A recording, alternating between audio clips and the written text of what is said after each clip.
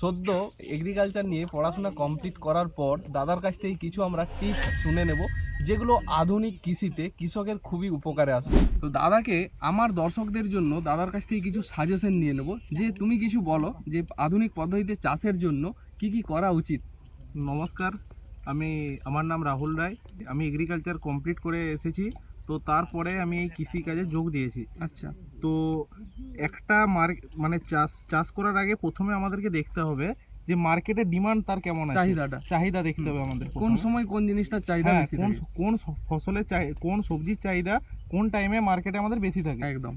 তো আমরা শীতকালের টাইমে টমেটো, বেগুন সবাই চাষ করে, তো তখন মার্কেটে টমেটোর দাম থাকে 2 টাকা 3 টাকা 5 টাকা কমে যায়, উৎপাদন বেশি হচ্ছে। এখন আমাদের করার উচিত যে যখন অফ টাইম হয় সেই টাইমে আমাকে সেই সবজিটা চাষ করতে, ফলে আমি মার্কেটের দামটা ভালো পাওয়া যায়। তো আমি এই কারণেই এই বছর ভেবেছি যে এই বাঁধাকপিটা গ্রীষ্মকালে লাগাবো। তো এটা একটা গ্রীষ্মকালীন ভ্যারাইটি বাঁধাকপির।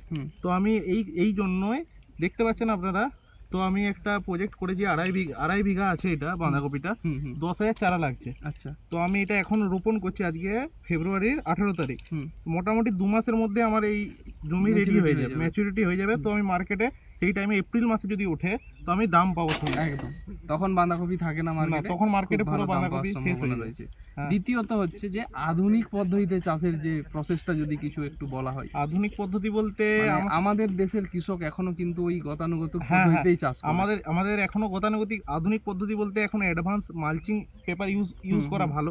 আমি এটা নরমালি করছি।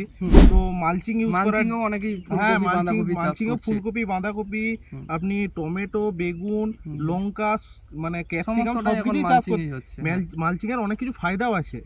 তো মালচিং ইউজ করুন, ড্রিপ ইউজ করুন, ওতে কি হবে আপনার লেবার কস্ট কমবে, আপনার মানে গাছের গ্রোথটা ভালো হবে, মানে তাড়াতাড়ি গ্রোথ হবে, আক্রমণ কম হবে, অনেক কিছু সুবিধা রয়েছে।